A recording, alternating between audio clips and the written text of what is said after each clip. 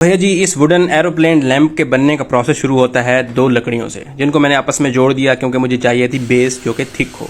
अब शुरू होता है काम शेप देने का। सबसे पहले मैंने साइडों से थोड़ी थोड़ी वुड रिमूव कर दी ताकि फिनिश्ड अच्छी आ जाए। उसके बाद मैंने निशान लगाए क्योंकि मुझे जो फ्रेम है वो आगे से चौड़ा हो, पीछे से पतला हो।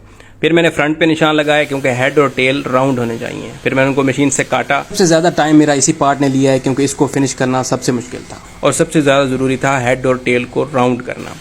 उसको भी मैंने सेंटर से कर दिया। और अब बारी आती है विंग्स की। विंग्स के लिए सबसे पहले मैंने वुड से पीस को काटा, फिर उसको पतला कर दिया अपने डिजायर्ड थिकनेस के हिसाब से। फिर शुरू कर दिया टेल विंग्स पर काम। टेल विंग्स की शेप जो मुझे चाहिए थी वो मैंने ड्रॉ की, पीसेस को काटा और फिर मशीन से थोड़ा सा उसको रिफाइन करने के बाद सैंडर से मैंने उसको बिल्कुल इवन करके प्रॉपर शेप दे दी।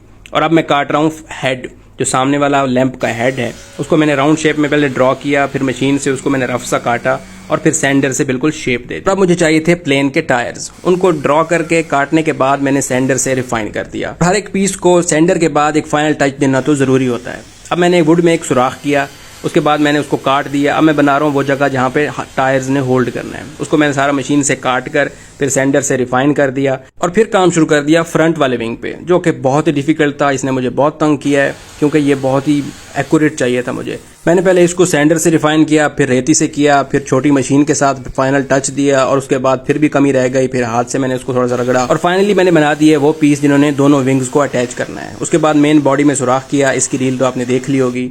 अब ये हमारे सारे पीसेस बनकर तैयार हैं और अब शुरू होता है सबसे एक्साइटिंग काम, असेंबली। ये मेरा सबसे फेवरेट काम है। मैंने एक एक पीसेस करके सबको अटैच कर दिया।